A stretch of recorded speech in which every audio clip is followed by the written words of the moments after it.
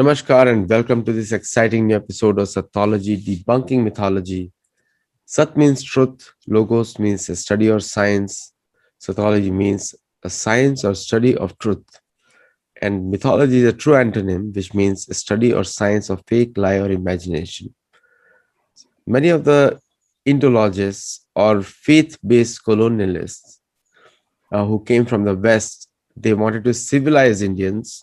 And to tell the Indians that the history has no proof, they invented the word mythology, which is made of a Sanskrit root, myth, and also a Latin word, logos, not Latin root, logos.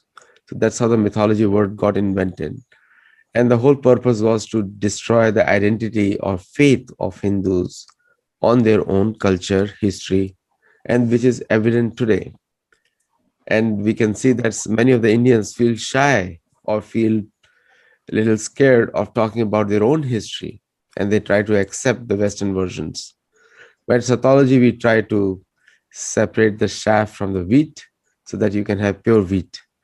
So today we have a very, very special guest, and who is a photographer. He travels, and it is his own personal passion to go to these places and record for posterity.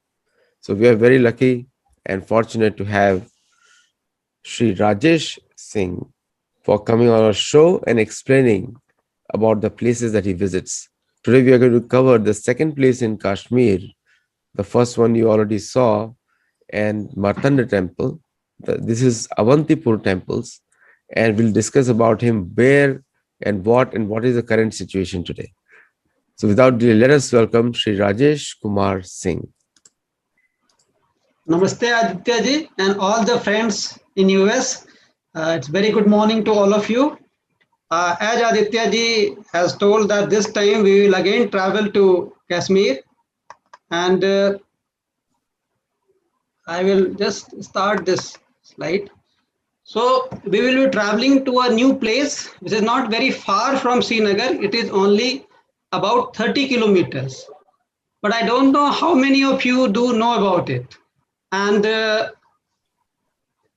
this place is known as Avantipur, popularly now known as Avantipura or Avantipo, and there are few temples there.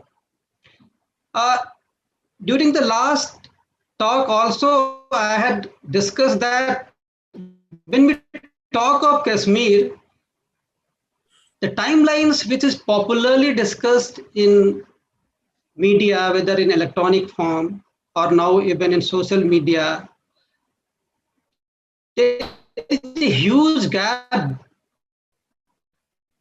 What fortunate, because when we talk about Indian heritage, Indian culture, Indian philosophy, the spiritual paths which have been followed, there we shall talk honestly about all the aspects. And if you can see in the screen, the figure 1 talks about there is a popular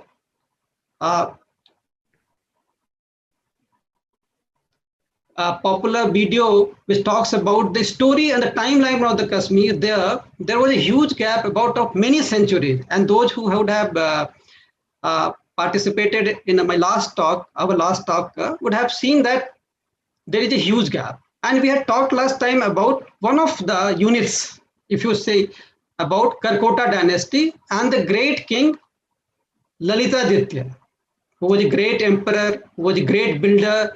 But unfortunately, what he has built over time, long time period, was destroyed. And that has happened with many of the temples in Kashmir. Now, this time we will pick up another small unit in the large horizon of the timeline of Kashmir and Indian context, dating from 855 to 1003 AD, which was ruled by Utpala dynasty.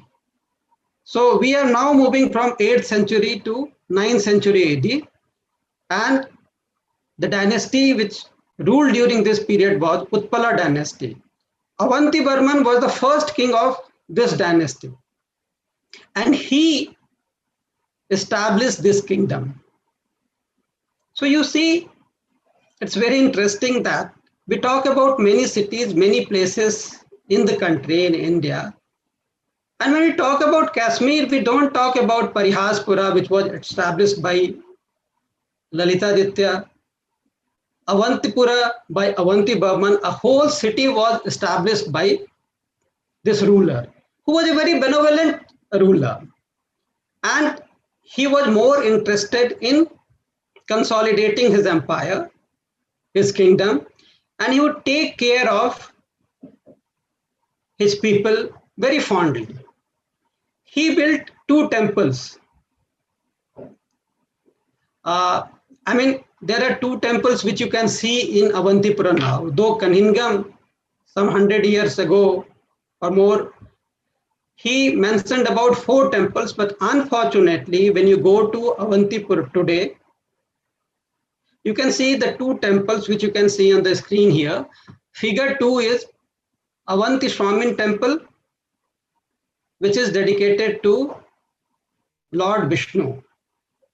And figure 3 on the right side is known as Avantishwara temple, which is dedicated to Shiva temple.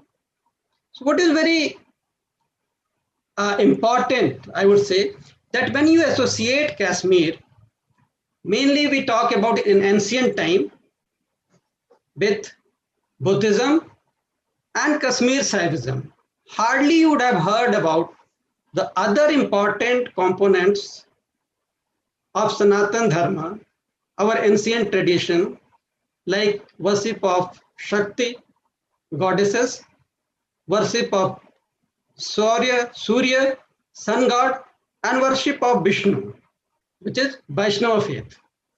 So you see here is a king, and these two carvings, if you see, are from the Avanti Swami temples, where king has been depicted in his youth form and in his older age.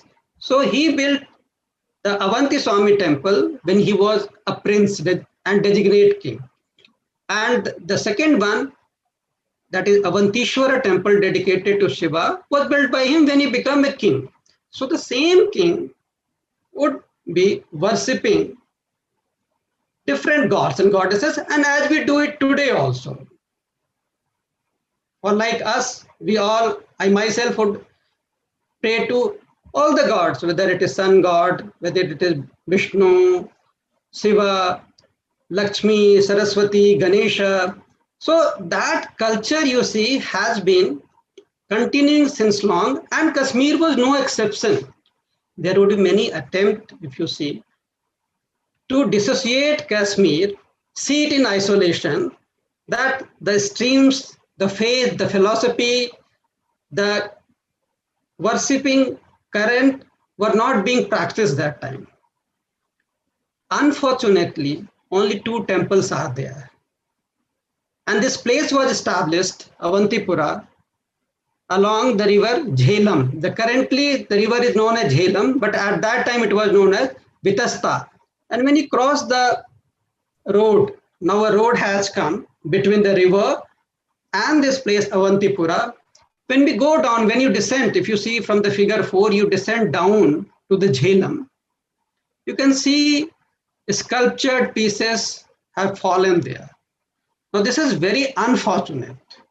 The same river, which was a life-giving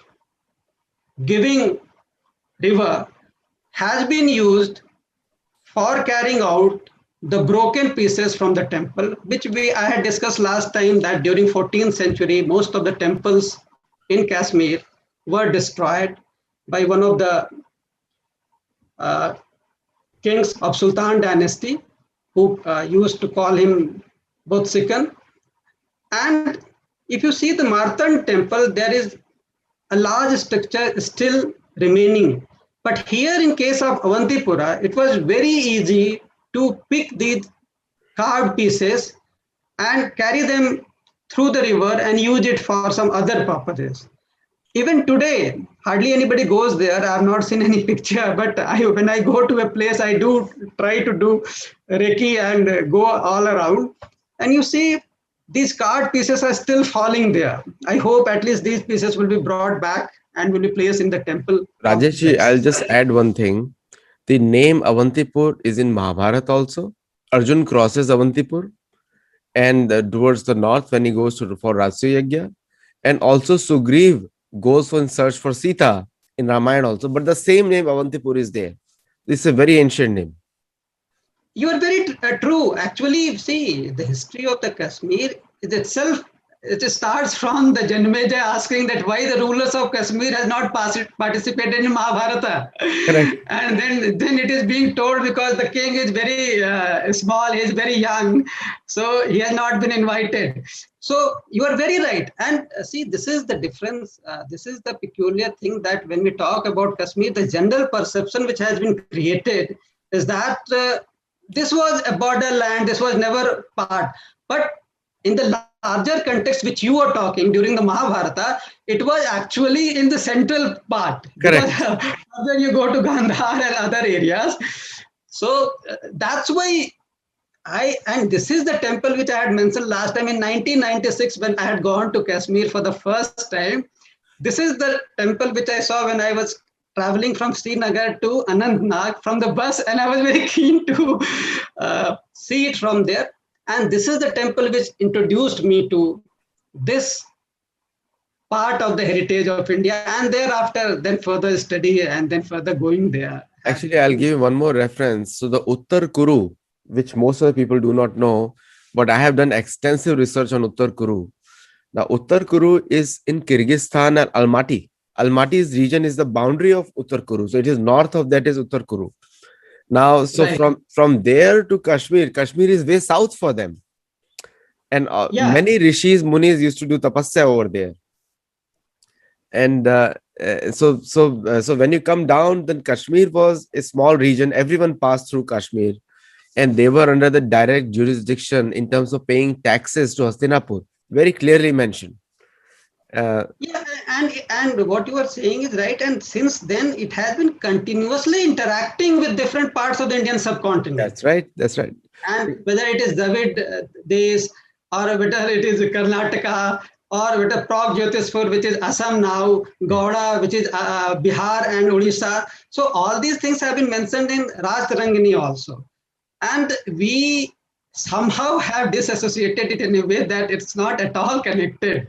So it has always been connected. And as you have rightly pointed out, that people were, now we see Kashmir as the topmost part.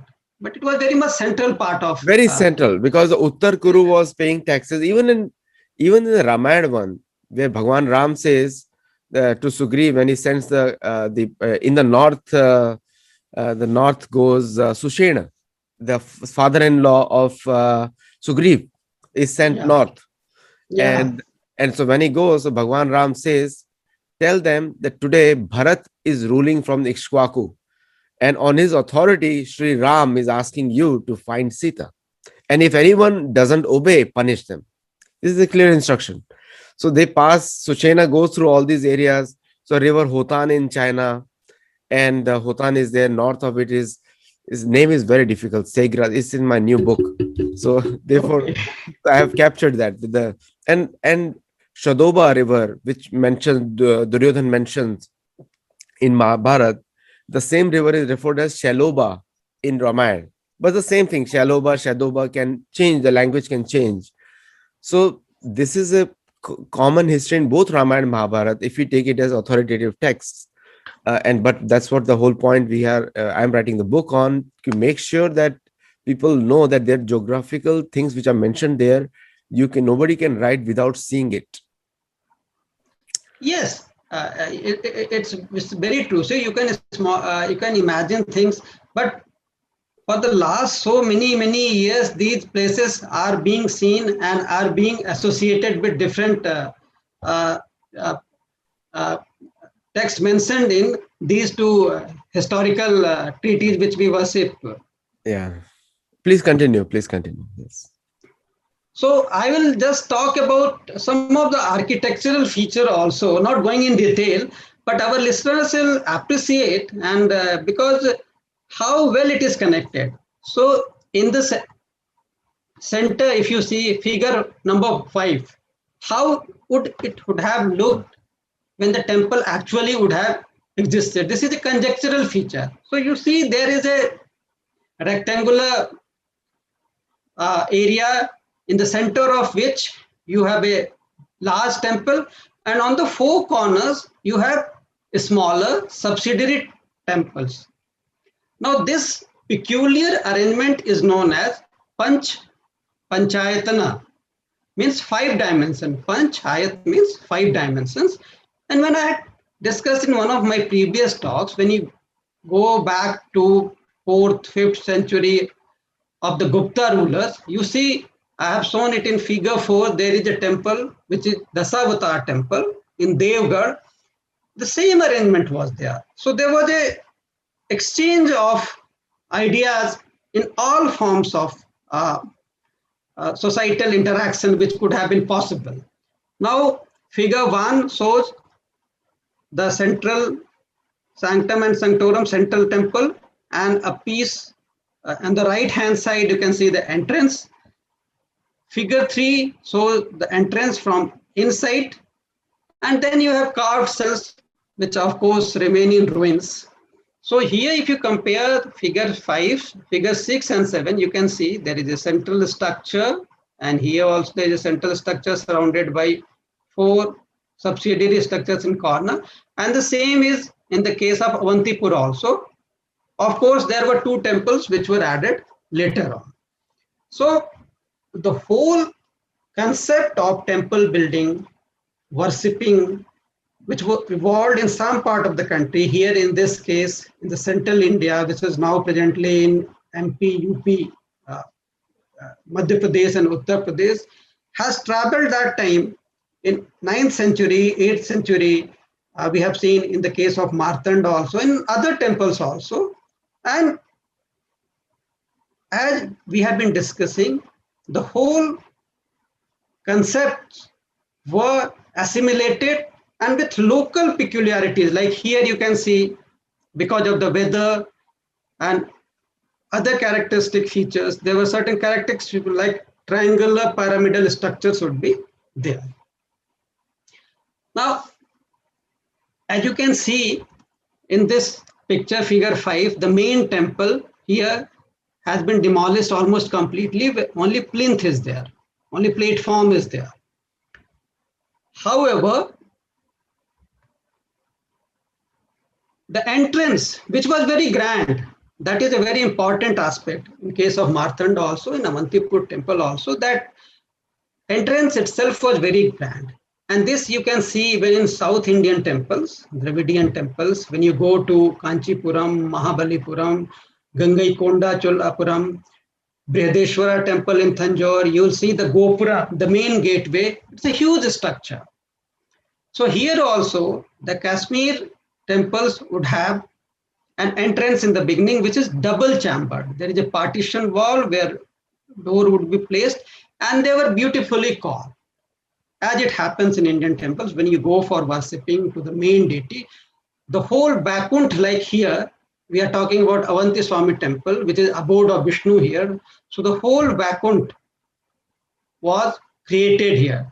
So goddess Yamuna and Ganga, Ganga being depicted here, the Navagrahas, the 9 planets, and many other auspicious carvings were done all along, even in the entrance also. However, over a period due to weather, of course, first due to demolition and then due to bad weather, the things have weathered down and you can't see them in that condition in which they were built that time. But imagine, just imagine when they were constructed as a grand temple, what a place it would have been to worship, because the king himself patronized it, and the Vaikuntha was created at the earth at that time. Now I'll take one sculptural piece from Avanti. I'll go back to this slide, and here if you see from the platform, figure 1, this platform, when you enter from the entrance here, there are some carvings still remaining. And what do they depict? If you see figure 2 here, this is Kamadeva. It's very rare and very important also. Many deities have been carved out. Here, what we see only, the platform is remaining and one carving on the either side, each of Kamadeva is there. I have taken one piece. Here you can see he's carrying a small bow. Kamdev is god of love. He is sitting along with his wives, Rati and Priti. Now, what is important here is that I have been telling this fact time and again, that if you have to understand the cultural heritage of the period which we are now discussing, about 4th to say 14th century or even later in North and Central India, many of the temples have been demolished. About majority would have been destroyed, as you have seen in Avanti Swami temple, in Parihaspura, in most of the temples, in Martan to a large extent. So the sculptural pieces, they would be seen only in museums. And not only in Indian museums, they are now spread all over the world. However, there has to be a connect. So while I have been traveling all throughout in India for last 30 years to understand the various aspects of the Indian cultural heritage, and have photographed not only temples in ruins, monuments, and other structures, have also photographed about 50 museums, the sculptural displayed there. So one of the pieces you can see in the figure 1 also depicts Kamadeva. And this is now placed in district museum, that is local museum. District is the smallest administrative unit in Indian context. So Vidisha is a district in central India in Madhya Pradesh state. And along with other sculptural pieces, fragments, there is an idol of Kamadeva sitting with Rati and Priti here. Of course, the material used and the style in some way would differ if you compare it one from the Avantipur. But you see there is a continuity of the theme, there is a correlation. So that is very important. So these pieces, when seen in a ruined temple or in a museum in an isolated way, they won't tell you anything. So these things have to be talked about. They have to be, this establishes that again, that not only architecture, but even sculptural art, which ultimately is an artistic expression of the philosophical thinking which is going on the society that time. So there is a connect. And that connect we can establish even with some of the existing sculptural fragments. Now I'll show you a very, very important aspect of Kashmir heritage. Here on the screen, you will see 3 idols. 2 of them are from United States of America. And they all belong to Kashmir from the same period. When Vaishnavism, that is worship of Vishnu, was as popular as Buddhism, worshipping of Shiva, Shakt, they were all coexisting.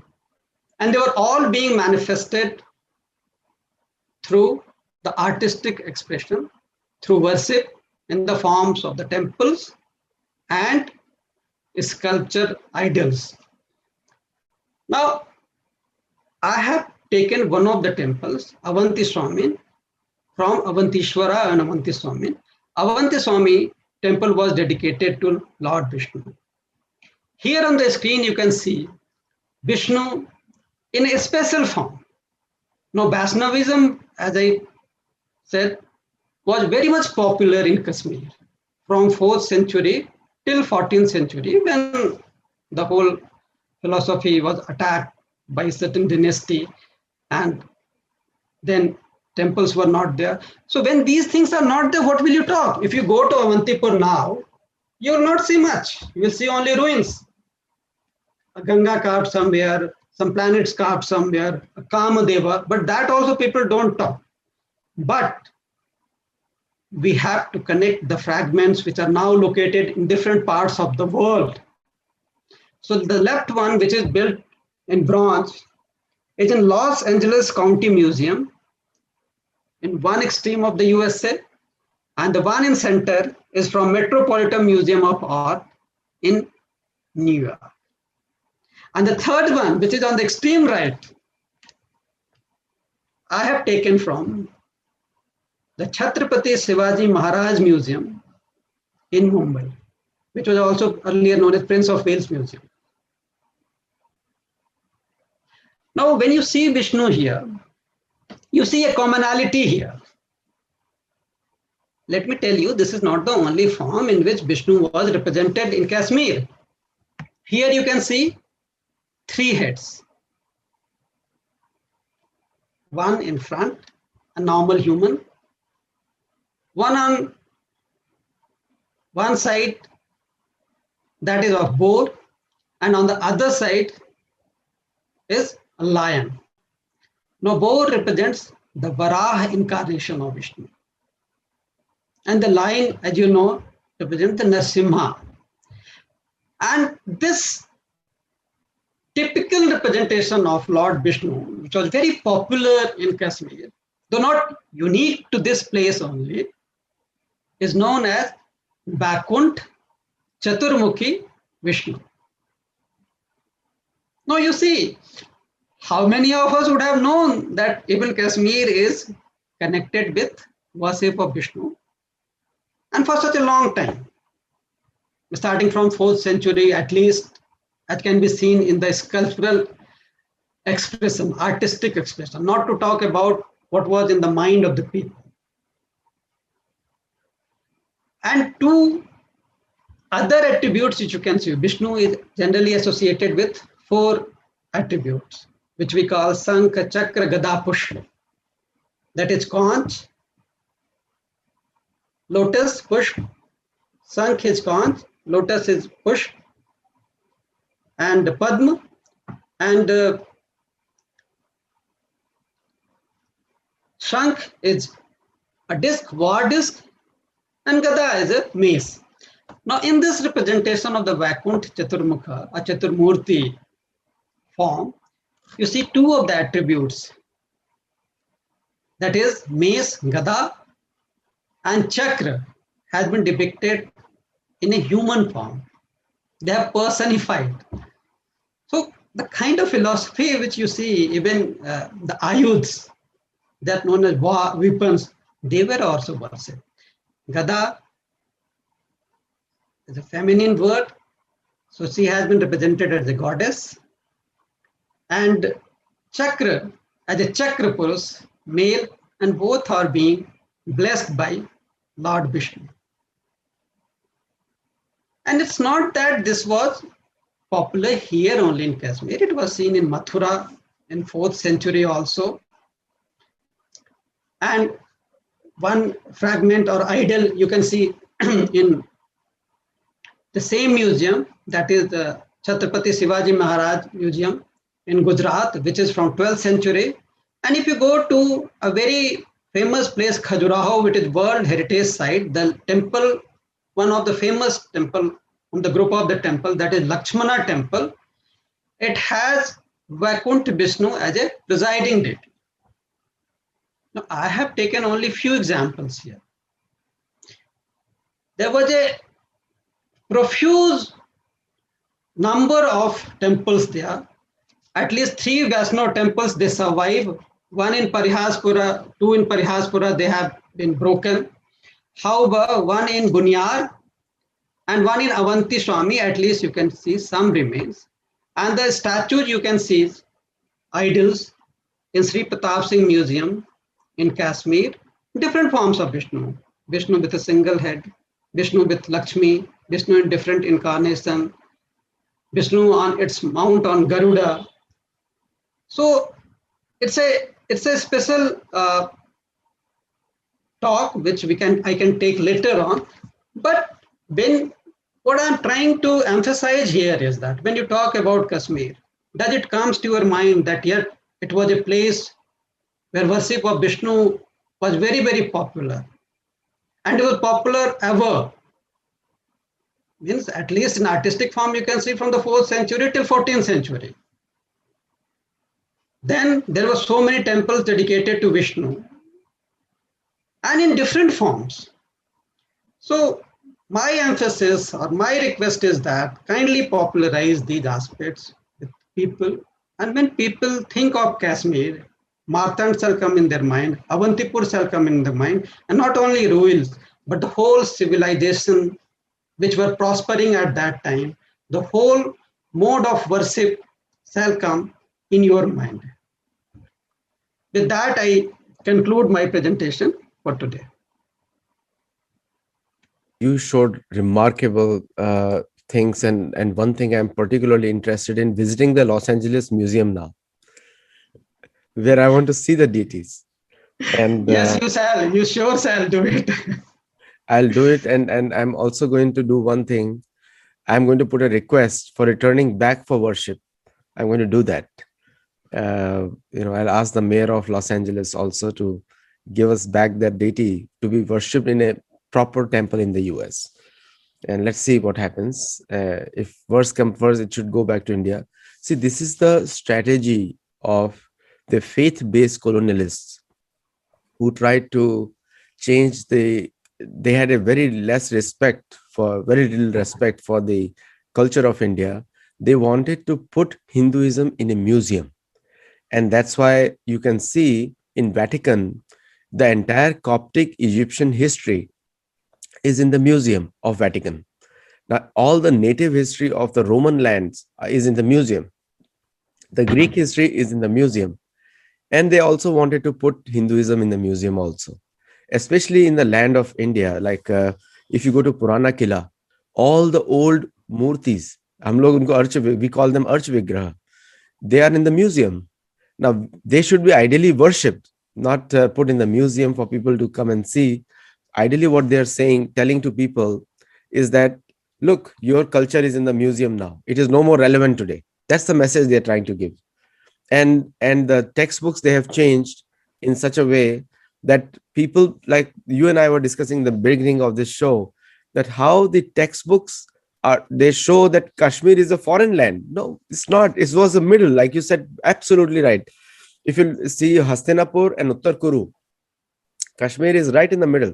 Slightly, right in the middle, I would say a little bit south, but still, Kashmir was not today's Kashmir. Kashmir went until Kyrgyzstan. Is a huge area of Lalitaditya, and parts of Tibet included in the times of Lalitaditya.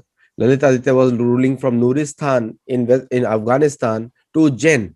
That was his kingdom, huge kingdom. So it is a strategy, it is a ploy. So I must ask you one personal question. When you were recording these pictures, this is came from your own camera. What was your feeling when you took those pictures? What did you think?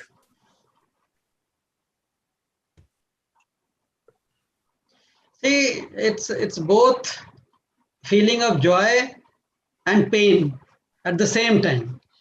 Joy because something which I could not associate with Kashmir, and I have been discovering time and again temples there. But the pain was also tremendous. That was on two counts. First, that so glorious temples, so huge temples, so big temples in all its pristine form have been demolished. And why have they been demolished? When human is a creative by nature, something has been created and it's not doing any harm to anybody. We in India have been in coexistence, as you can see from our civilization. So whenever I would see that many of the forms, like in Avantipur temple, it was an abode of Vaikunt. So how beautiful, how grand, and how pious that place would have been.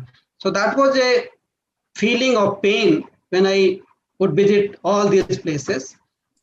And but at the same time, something has remained. Otherwise, suppose there would not have been any of the temples, like in Parihaspura. You can't make anything out of that. And luckily, we have literature also. I have not talked much about the literature of the Kashmir. Actually, Sanskrit was one of my subjects, though I'm an engineer. But I took Sanskrit literature in civil services. And I studied it. So I read many of the books, and our audience will be surprised that Kashmir is one part of the country where Abhinav Gupta, Mammata, Kalhana, Bilhana, Somasekhara, I mean, you name and the type of philosophy, Saiva Siddhanta, Vaishnava Siddhanta, Dhvanya, Loka, these are the concepts which are valuable for civilization, not restricted to any particular community, any particular place. And Kashmir, we have not even been introduced. I myself don't feel that I have been yet fully introduced to Kashmir, not to talk about understanding it in all the dimensions. And it helps me in understanding myself in a way that if you travel, you go to Pragjyotispur, you see temples there, you go to Kanchipuram, Mahabalipuram, there is a very good connect there.